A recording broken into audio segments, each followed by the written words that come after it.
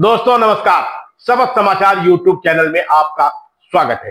दोस्तों, उत्तर प्रदेश में भले ही धीरे धीरे करके माफिया राज खत्म हो रहा हो, दबंगई का राज खत्म हो रहा हो, लेकिन फतेहपुर जिले में अभी भी दबंगई एवं माफियागिरी का राज हावी है। दोस्तों, खबर जानने से पहले आप हमारे चैनल को लाइक कर लीजिए, सब्सक्राइब कर लीजिए, साथ में अपनी राय एवं कमेंट जरूर लिखिएगा। दोस्तों, फतेहपुर जिले के असोथर थाना क्षेत्र में कुछ मोरंग खनन के कारोबारियों ने डंप करा रखा है। हालांकि बताया जाता है कि इस डंप की परमिशन है, लेकिन परमिशन का एक रेशियो होता है और कितने घन मीटर का परमिशन दिया गया है इसकी जानकारी बाकायदा खनन विभाग के जिम्मेदार अधिकारियों को है भी।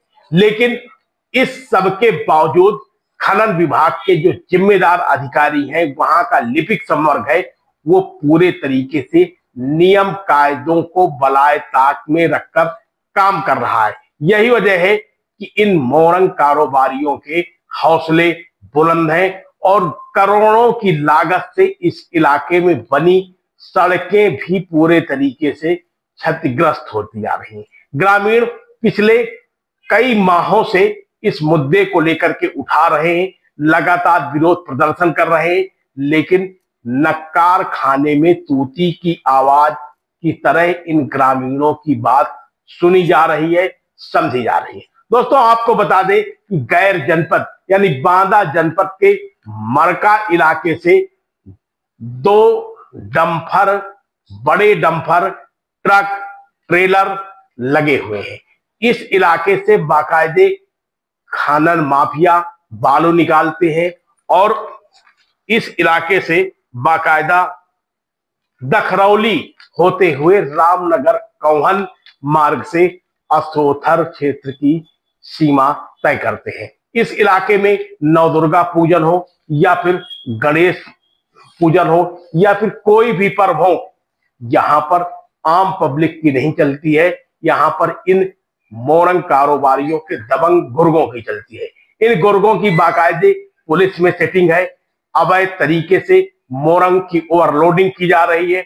ओवरलोडिंग इस तरीके से की जा रही है कि बड़े बड़े ट्रक, बड़े बड़े पोकलैंड से इन ट्रकों में बालू की भराई की जाती है और इनको बाकायदा वहां से गुजारा जाता है, जिससे आए दिन सड़क हादसे भी होते हैं। एक रात में बताते हैं कि 100 गाड़ियां से अधिक ही पास करवाए जाने का काम किया जाता है। रात के दौरान धूल इस तरीके से उड़ती है, दिन भर धूल उड़ती है कि लोग विभिन्न प्रकार की संक्रामक बीमारियों से भी अब परेशान होने लगे हैं। इस मामले को लेकर स्थानीय स्तर पर कई बार ग्रामीणों ने उठाने का प्रयास किया, कई बार विरोध प्रदर्शन किया, जिले के प्रशासन को भी कई बार ज्ञापन दिए गए, लेकिन इन खनन कारोबारियों के आगे कुछ भी नहीं चलता है। खनन विभाग का कहना है कि वर्तमान समय में मोरंग घाटों से खनन बंद है, लेकिन आखिर ये बालू कहां से आ रही है, तो ये भी खनन विभाग आपको बता देगा कि खनन कारोबारियों द्वारा यहां पर मोरंग डंप कराई गई है और डंप मोरंग का व्यापार किया जा रहा है।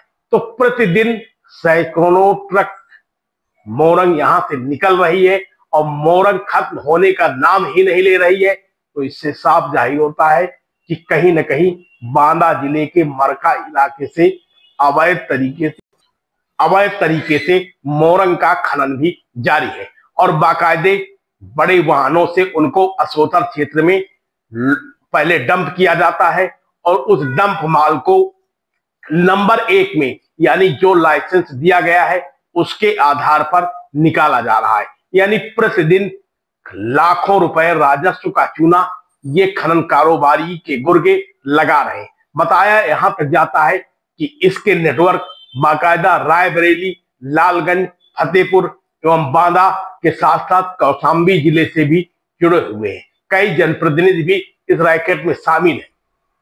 यही वजह है कि जिले का प्रशासन हो या फिर जिले का खनन अनुभाग इस मामले पर कोई भी कार्रवाई करने से कतरा रहा है। तो अब जवाबदेही किसकी बनती है? करोड़ों रुपए की बनी सड़कें पूरे तरीके से क्षतिग्रस्त होती जा रही हैं, लोगों का राह चलना दुश्वार हो गया है। अब तो हालात यहां तक बनते जा रहे हैं कि यदि इस इलाके के किसी गांव में कोई भी सरकारी एम्बुलेंस पहुंचे तो वो शायद गांव के रास्ते में के बीच में ही फंस जाएगी। वजह यह है कि इन ओवरलोड ट्रकों ने यहां पर बड़े बड़े गड्ढे कर डाले हैं, मानक से अधिक इनमें ओवरलोडिंग की जाती है, सभी नियम कायदों को बलायताक रखा जाता है और सबसे ज्यादा इस पूरे मामले में पब्लिक हैरान है, पब्लिक परेशान है। तो बने रहिए इस जन समस्या के मुद्दे पर आप हमारे साथ। आप हम इस चैनल में ये पहली बार देख रहे हैं तो आप सब्सक्राइब कर लीजिए। अगर आप कई बार देख चुके हैं तो भी अपने दोस्तों, अपने मित्रों को आप शेयर करिए ताकि इस जन समस्या से जुड़ी खबर उनके पास तक पहुंच सके और शासन प्रशासन तक आवाज बुलंद हो सके। ये दोस्तों समझ लीजिए, आपकी आवाज है तो इसमें खनन कारोबारियों के खिलाफ कार्रवाई तो होना तय भी है। आप देख रहे हैं शपथ समाचार।